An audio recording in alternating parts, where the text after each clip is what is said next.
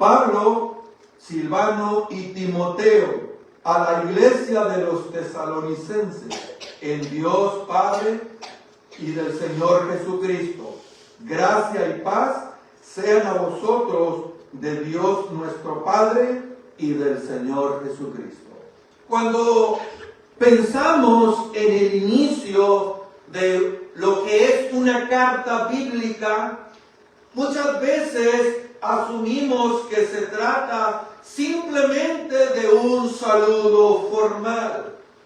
Sin embargo, en las Escrituras, incluso las primeras palabras, mis amados hermanos, están cargadas, llenas de verdad, llenas de intención y sobre todo de propósito divino. El Espíritu Santo no inspiró únicamente los grandes discursos o las profundas doctrinas, sino que también inspiró los saludos, porque en ellos también Dios se revela a su iglesia. En ellos también Dios nos habla a cada uno de nosotros lo que Él desea darnos, lo que en su momento le quiso decir a la iglesia, ya sea de Filipos, Colosas o tesalonicenses en este caso, también a nosotros lo imparte, porque en ello hay contenido valioso doctrinalmente. La siguiente, la primera carta a los tesalonicenses fue escrita a una congregación joven, una congregación que nació en medio de la oposición, que nació en medio de la persecución. No era una iglesia numerosa, no era una iglesia influyente desde la perspectiva humana. Sin embargo, para Dios, Tesalónica era una iglesia valiosa. Tesalónica era una iglesia amada y sobre todo sostenida por su gracia. Y antes de que Pablo hable de la fe, antes de que Pablo hable de la esperanza o del regreso de Cristo, comienza afirmando algo fundamental. ¿Quiénes son ellos en Dios y cómo viven ahora bajo su favor? El apóstol Pablo nos mostrará la verdadera fortaleza de la iglesia, que no estaba en sus recursos, que no estaba en su experiencia, ni mucho menos en su contexto, sino que la fortaleza venía de la relación que ellos tenían con el Padre y con el Señor Jesucristo. Una vida sostenida por la gracia de Dios, una vida sostenida por la oración que Pablo también hacía por ellos. Este versículo que nosotros acabamos de leer establece cimientos espirituales fundamentales, hermano, en los cuales la misma carta también se edifica. Hoy aprenderemos que una iglesia saludable no se define por lo visible, sino por lo invisible. No por lo que el mundo le aplaude, sino por lo que Dios afirma de ella. Y esa verdad comienza a revelarse desde el primer saludo de esta carta. Así que veamos en primer lugar la humildad del apóstol Pablo. Dame el primer punto, hijo. ¿Es el primero? Ok. Veamos en primer lugar la humildad del apóstol Pablo. Pablo, Silvano y Timoteo a la iglesia de los tesalonicenses en Dios Padre y del Señor Jesucristo. Dice, gracia y paz sean a vosotros de Dios Padre y del Señor Jesucristo. Dame el inciso algo. ¿Ese es? Ok. Así que dice Pablo, comienza diciendo Pablo, Silvano o Silas y Timoteo. Nos muestra la humildad de este hombre, de este gran teólogo, de este doctor. Aunque Pablo fue elegido apóstol fue el más influyente, dicho sea de paso, el que escribió la mayor parte del Nuevo Testamento, fue el apóstol más influyente de la naciente iglesia. Sin embargo, en sus saludos, ya Pablo nos está mostrando algo de su carácter.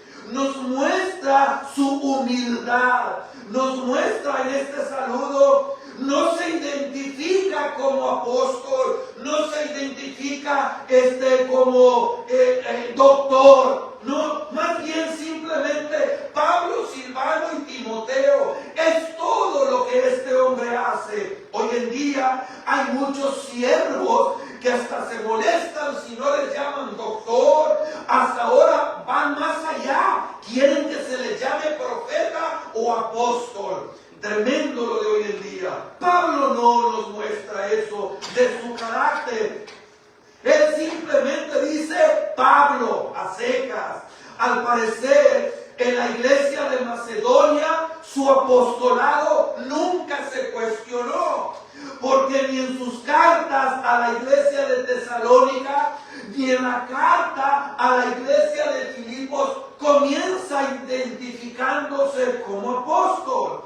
Porque esas iglesias nunca cuestionaron su condición de apóstol, aunque después defendería su integridad y su sinceridad. Aquí Pablo se identifica sencillamente y humildemente como Pablo. Y con esa misma actitud humilde incluye a cada uno de sus colaboradores, Silvano o Silas y el joven Timoteo. Y lo que es algo que nos llama poderosamente la atención es que los trata de manera igual. No hace diferencia. Para él son sus hermanos en Cristo, son sus amigos, son sus compañeros de milicia. Y por lo tanto no hace ninguna diferencia. ¡Qué actitud de este hombre, mis amados hermanos! Después tenemos a Silas. Probablemente Silas o Silvano era un judío helenizado, era un miembro prominente de la iglesia de Jesucristo. Helenizado significa griego, para aquellos que tal vez digan qué significa helenizado. Era un hombre con trasfondo griego, era un miembro prominente de la iglesia de Jerusalén y acompañó a Pablo en el segundo viaje misionero, según lo narra Hechos capítulo 15, versículo 40. Y después fue el escribano del apóstol Pedro, según primera carta de Pedro capítulo 5, versículo 12. En tercer lugar, tenemos al joven Timoteo. Timoteo era oriundo de Listra, una ciudad que estaba ubicada en la provincia de Galacia, lo que hoy es Turquía. Dice también la Biblia, nos dice que su madre era Eunice, era judía, y que su padre, según Hechos 16:1, era griego. Todo parece indicar que fue Pablo el apóstol quien guió a Timoteo a rendir su vida a Cristo. Probablemente fue durante la visita del apóstol Pablo a Listra en su primer viaje misionero, Hechos capítulo 14, versículos del 6 al 23. Así que su madre y su abuela Loida, que eran creyentes, y habían instruido a Timoteo en el Antiguo Testamento. Por eso la Biblia dice, instruye al niño en su camino, cuando fuere viejo no se apartará de él. El hecho, hermano, de que no fue circuncidado en su infancia, Timoteo, sugiere que su padre había sido educado en la cultura griega.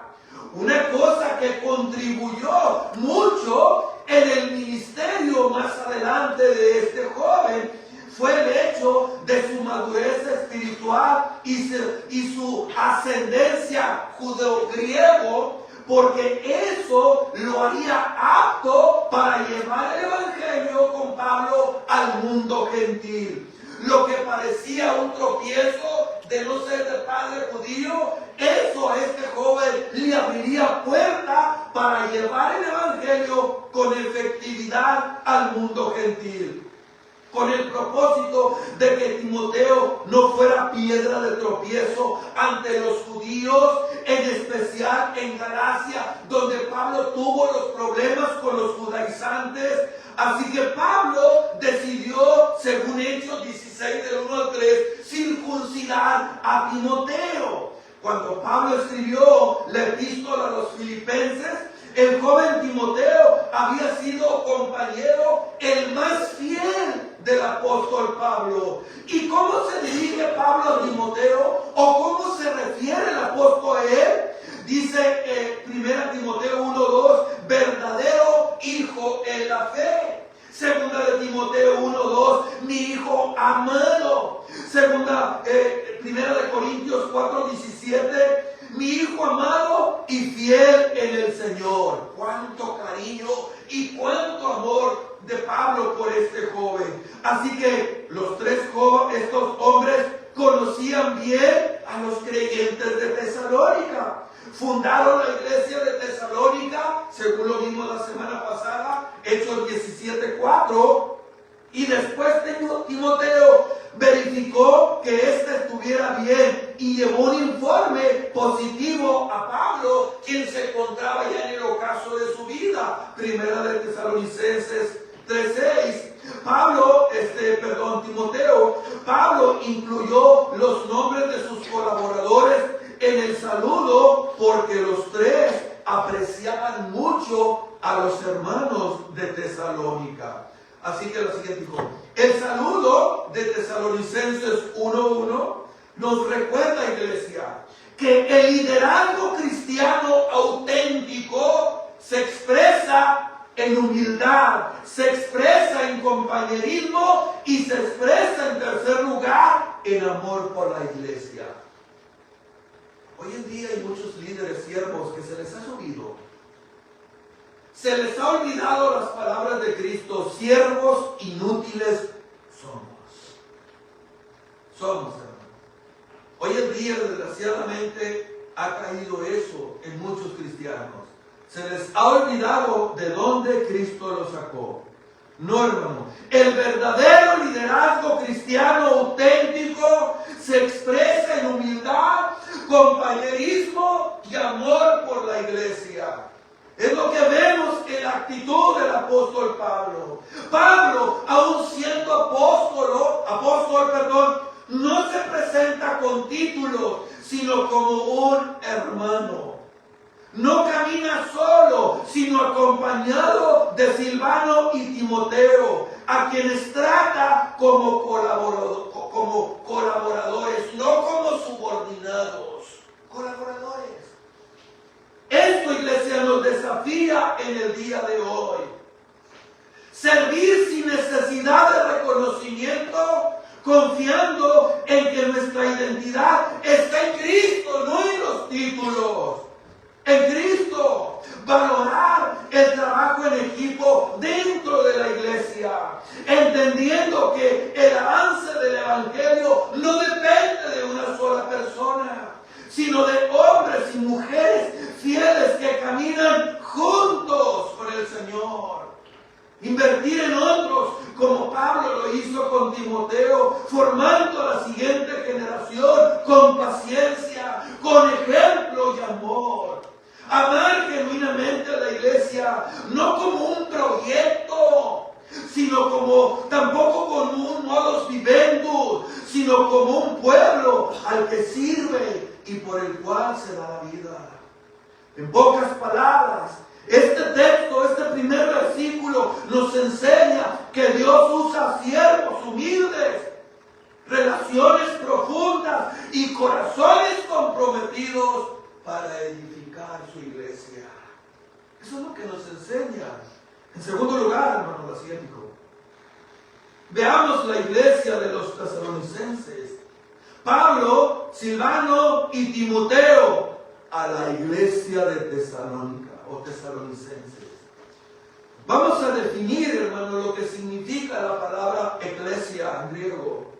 La palabra iglesia es una palabra compuesta por dos términos en el original griego, eclesia, que significa los que han sido llamados fuera.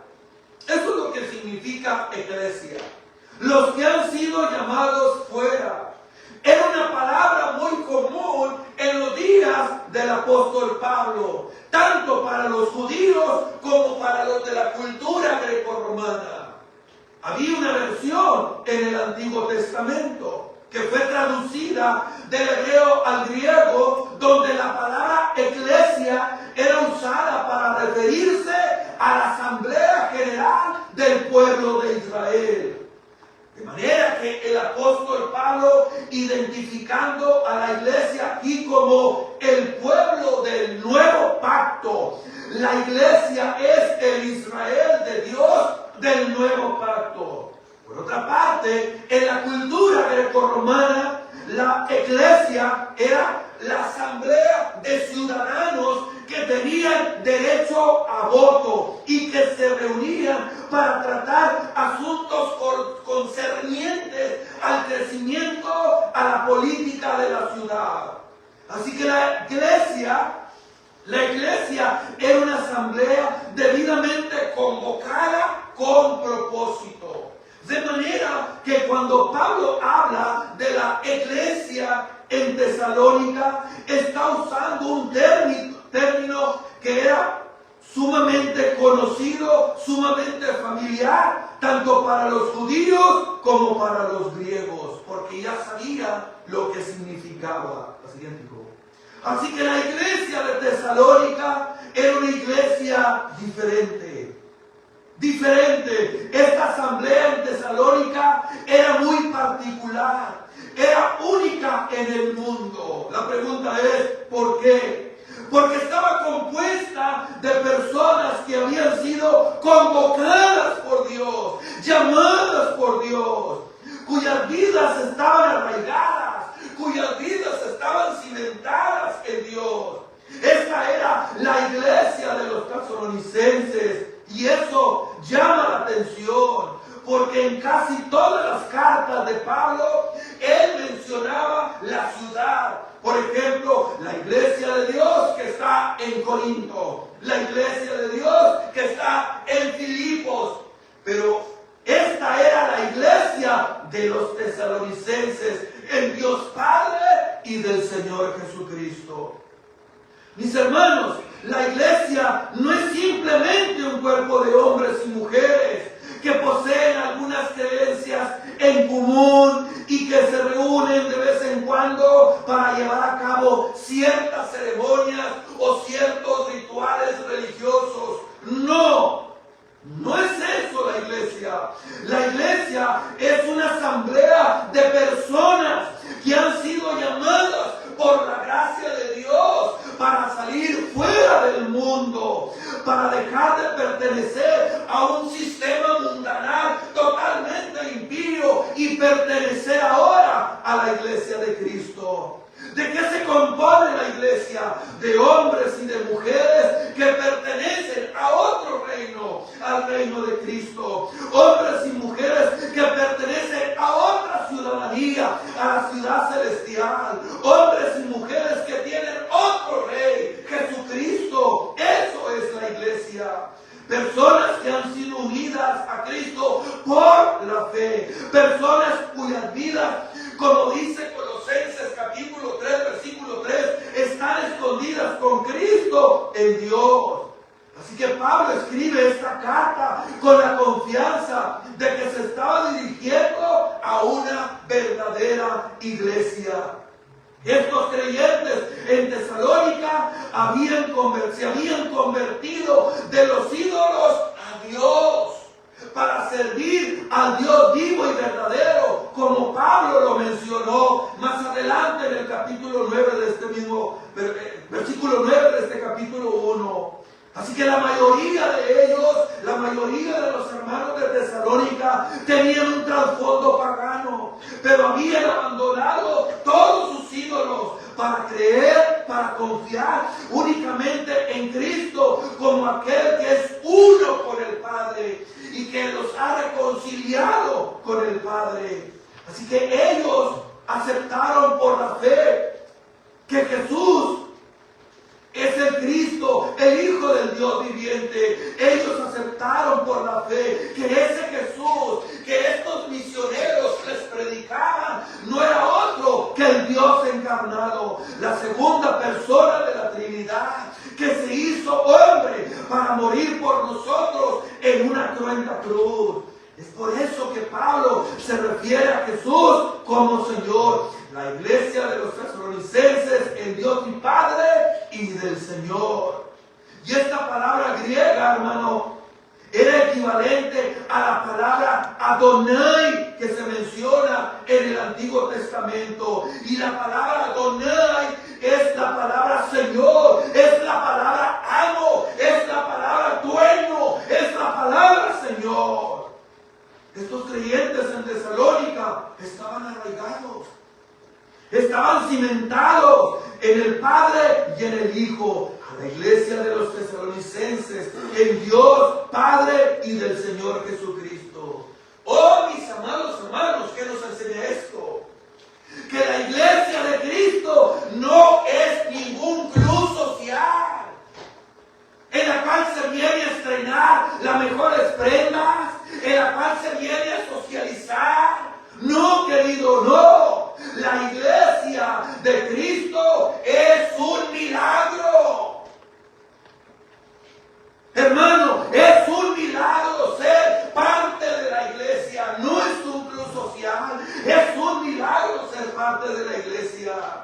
Dios tuvo que llamarnos de la muerte a la vida para ser parte de la iglesia.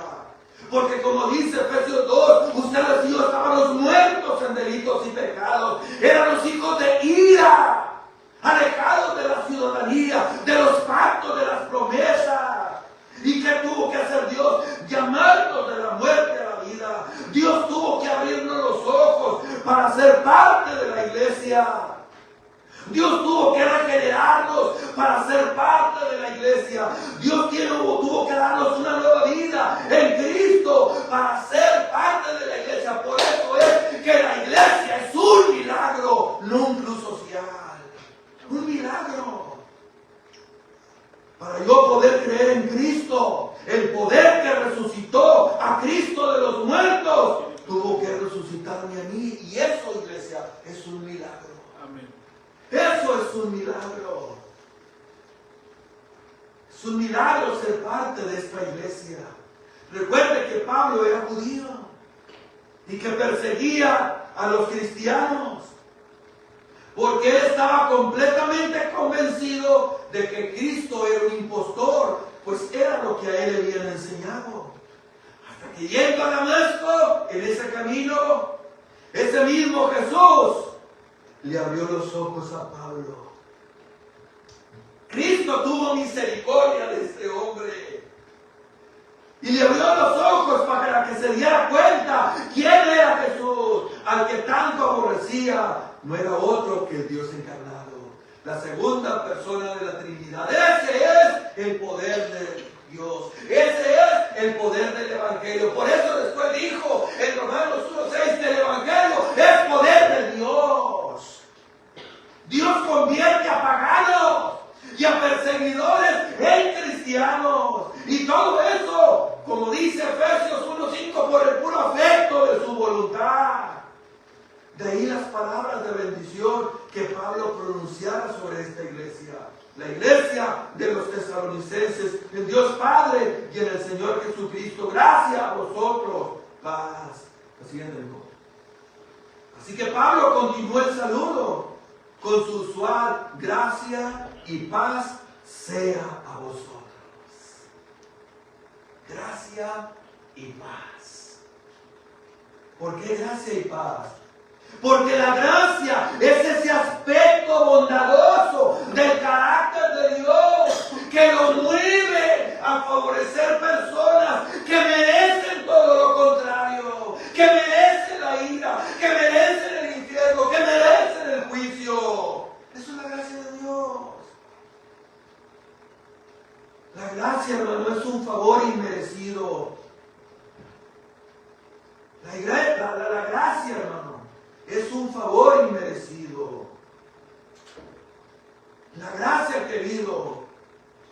también es mucho más que eso. Es mucho más que eso. Si tú vas por la calle y te encuentras a un pordiosero y ese pordiosero te pide que tú lo ayudes y le das una moneda, entonces eso es misericordia. Pero si ese pordiosero se mete a tu casa después que lo ayudaste, te roba y maltrata a tus hijos y luego lo perdonas, eso es gracia. Eso es gracia. Dios nos salvó por su gracia, por medio de Cristo. Y es por esa gracia que continúa bendiciéndonos en Cristo todos los días de nuestra vida. Y el resultado de esa gracia es la paz. Justificados pues por la paz, tenemos paz para con Dios. La paz no es la ausencia de problemas, querido. No. No es una vida cómoda. No es ausencia de dificultades. Es el hecho de poder experimentar la paz de Dios en nuestro corazón.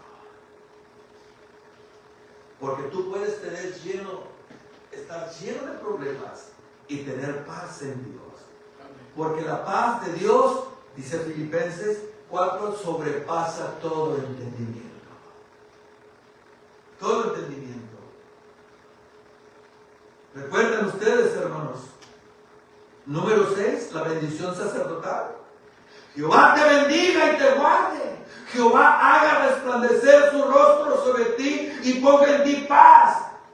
Que Dios ponga en ti y que Dios ponga en mí ese shalom, esa paz. Eso es la paz de Dios. Y la paz de Dios aún en medio de las dificultades.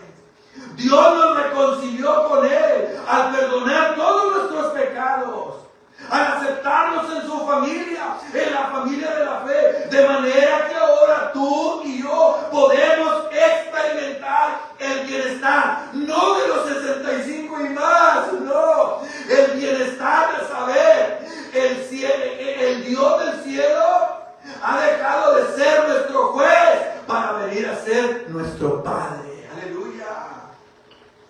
Justificados pues por la fe, tenemos paz para con Dios. No, eso no depende de las circunstancias. Eso no depende de lo ancho de tu cartera o lo grande de tu cuenta. No depende de tu estatus. Eso depende de nuestro estatus, pero por causa de Cristo.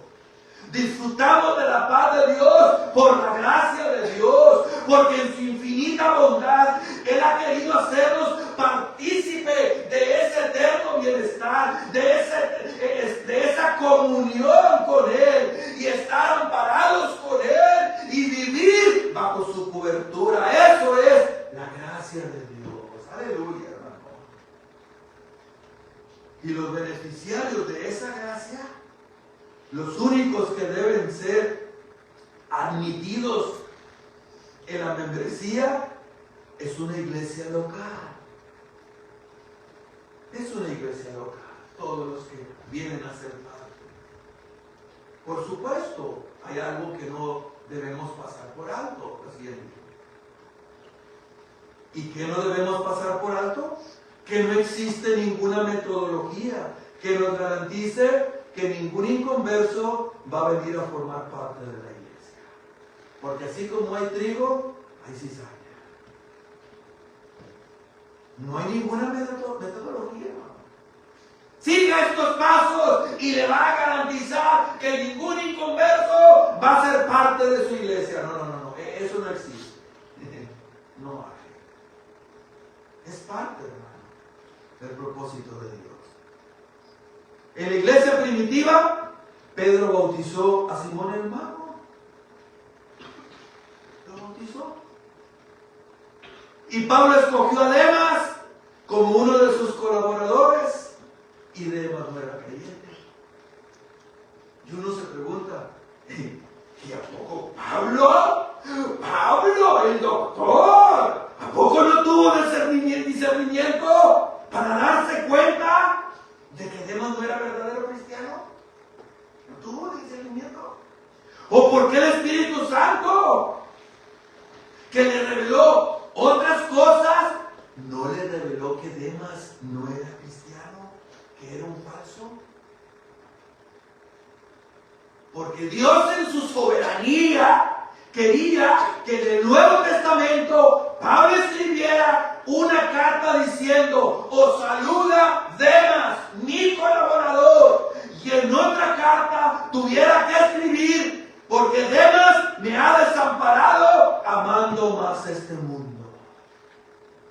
Dios quería, mis amados hermanos, Dios quería que eso quedara registrado en la palabra de Dios para que tú y yo entendamos, comprendamos que no hay garantía de que un inconverso no venga a formar parte de la iglesia por más cualidades cuidadosos que seamos. Pero no por eso debemos dejar de ser cuidadosos. ¿A quién metemos? ¿A quién ponemos en la directiva? ¿De qué manera, hermano, sabemos cuando Dios está obrando en una iglesia? Cuando esa iglesia está compuesta por verdaderos creyentes. Por verdaderos creyentes. Por hombres y mujeres que han entendido y aceptado el mensaje del Evangelio. Hombres y mujeres que han entendido que nosotros somos justificados, es decir, somos declarados justos. Ellos han entendido que han sido declarados justos delante de Dios únicamente por la muerte de Cristo en la cruz del Calvario. Y por causa de su justicia perfecta que es puesta a nuestra cuenta únicamente por la fe, hombres y mujeres que sin ser perfectos, porque nadie lo es de este lado de la eternidad, aún así manifiestan en sus vidas los frutos de una verdadera transformación por la obra regeneradora del Espíritu Santo. Déjame te hago una pregunta. ¿Tú te consideras verdadero creyente? ¿Tú te consideras verdadero cristiano? No te estoy preguntando si tú eres miembro de esta iglesia. Esa no es la pregunta. Lo que te estoy preguntando es: ¿tú reconoces que tú eres un pecador? Que de no haber sido por la gracia y la misericordia de Dios, que de no haber sido por la gracia y la misericordia de Dios, merecía ser arrojado a las llamas del infierno por los siglos de los siglos. ¿Tú crees eso? ¿Tú te ves a ti mismo de esa manera? ¿Tú te percibes? ¿Tú percibes en tu vida un genuino deseo de obedecer a Dios de tal manera que te mantienes en pie de guerra contra el pecado que todavía muere en ti? Y que cuando tú pecas, tú te avergüenzas y vienes delante de Dios llorando, pidiendo perdón, confesando tus pecados. Porque de no ser así, la gracia de Dios en Cristo, de no ser así, la gracia de Dios en Cristo hoy está disponible para ti. Para ti. Cree en el Señor Jesucristo, en el Dios encarnado que dio su vida por nosotros en una cruz. Cree en Jesucristo y serás salvo. Esa es la buena noticia del Evangelio que los tesalonicenses abrazaron. Para concluir, hermano, 3 cosas importantes. La siguiente. La aplicación. El primer versículo de esta carta, hermano, nos enseña cómo debe vivirse la vida cristiana dentro de la iglesia. Primero vemos que la iglesia no es una institución humana, sino una comunidad en Dios Padre y del Señor Jesucristo. Esto nos recuerda que nuestra identidad no se basa en el edificio, en el nombre de la denominación o el liderazgo visible, sino en nuestra relación viva con Dios por medio de Cristo. La iglesia existe porque Dios la sostiene en su gracia. Por eso. En segundo lugar, el siguiente. El saludo de Pablo, Silvano y Timoteo nos enseñan que el ministerio cristiano es un esfuerzo compartido, iglesia. Compartido. ¿Se acuerda usted cuando Moisés oraba y levantaba las manos? Israel ganaba. Cuando se cansaban y se bajaban, Israel perdía. Entonces Aarón y Hur se pusieron a un lado y cada uno le sostuvieron sus manos. De esa manera Israel ganó contra Amalek. Eso es lo que hace el ministerio cuando es compartido. Aquí no es buscar protagonismo, decir que yo soy más que tú. Es caminar juntos, iglesia. Es luchar juntos.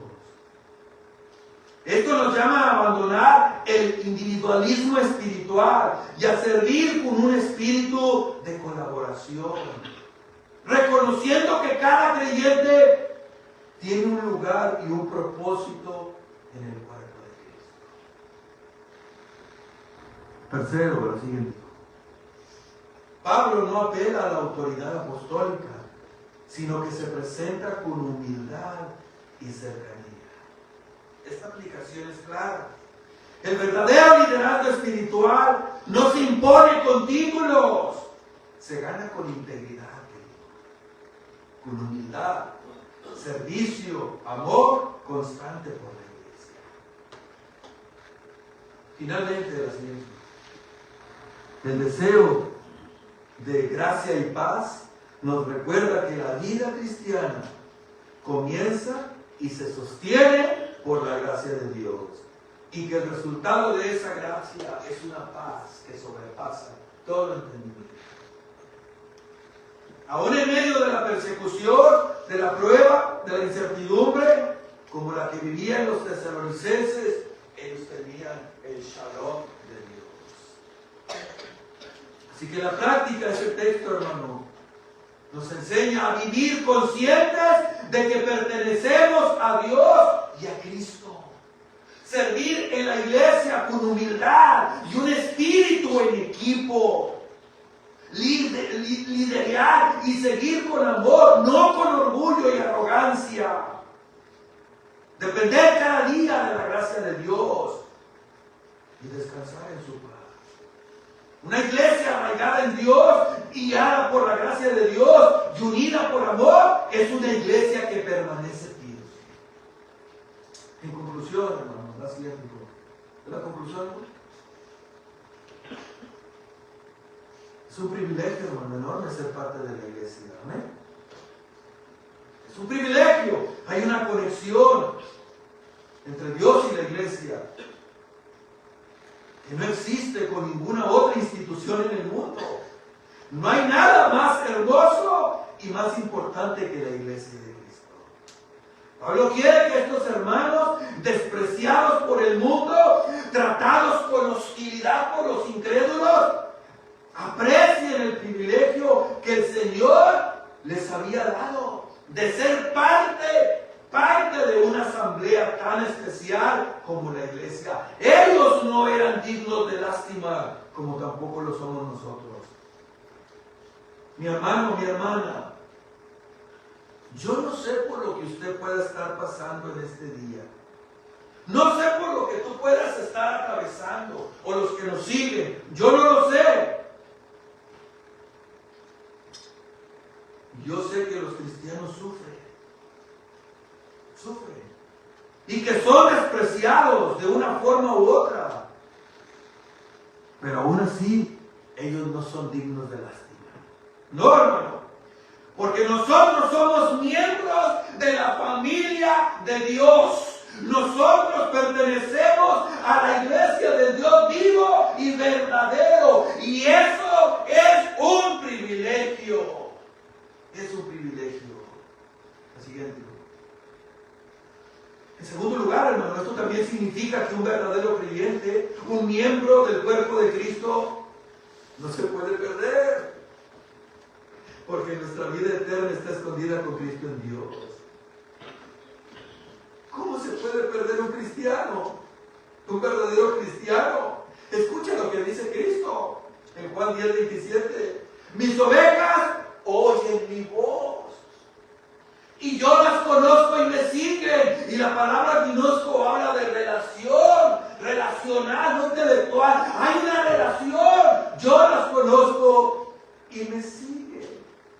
Y nota lo que dice. Y yo les doy vida temporal. No, vida eterna. Y jamás perecerán. Subraye eso, por favor. Jamás perecerán. Y nadie las arrebatará de mi mano. Mi Padre que me las dio es mayor que todos, y nadie las puede arrebatar de la mano del Padre. Yo y el Padre somos uno.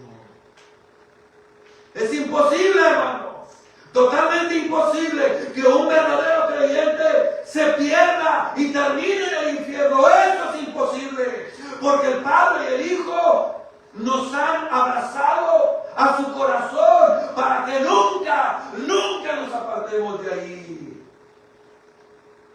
Así que no eres tú el que estás agarrado de la mano de Dios. Son el Padre y el Hijo que te tienen agarrado aquí. Aleluya. Bendito sea el nombre de Dios. La siguiente cruz. Esto nos enseña, hermano, que Dios es el centro de la iglesia. Dios es la razón de la iglesia.